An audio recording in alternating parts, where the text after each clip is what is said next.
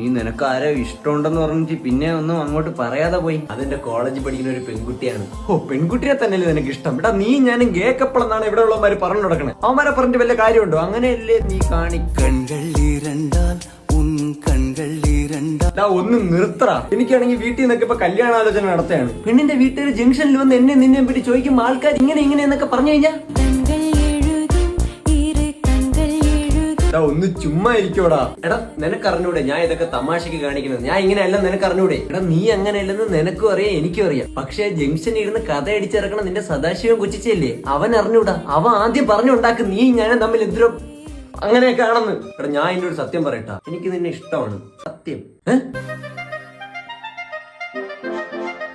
എടാ അങ്ങനെയല്ല, ഒരു സഹോദരനെ പോലെ ഇഷ്ടമാണ്. എന്ത് പേടിച്ചോയാ? പിന്നെ ടെൻഷൻ ആവൂലേ? നിനക്ക് ആഗ്രഹമില്ലേ എനിക്കൊരു കുഞ്ഞിക്കാല് കാണണം, അതിനെ മാമാന്നൊക്കെ വിളിക്കണമെന്ന്? എടാ പിന്നെ ആഗ്രഹമില്ലാതെ പക്ഷെ അതിനിപ്പോ ഞാൻ എന്ത് ചെയ്യാൻ പറ്റും? ഇതിനിപ്പോ എന്ത് ചെയ്യുമെന്ന് ഞാൻ പറഞ്ഞുതരാം. നിനക്ക് ഏതോ കുട്ടി ഇഷ്ടമുണ്ടെന്ന് പറഞ്ഞില്ലേ, അവളെ ഇന്ന് നീ വിളിച്ചോണ്ടെന്ന് ഇന്ന് കല്യാണം കഴിക്കണം. അതങ്ങനെ പെട്ടെന്ന് വിളിച്ചിറക്കിക്കൊണ്ട് വരാനൊന്നും പറ്റില്ല, കുറെ സീനുണ്ട്. അയ്യോ പെട്ടെന്ന് വേണ്ട, പയ്യെ മതി. 5 മണി വരെ സമയമുണ്ട്. അപ്പൊ 5 മണി വരെ നമ്മൾ എന്ത് ചെയ്യും?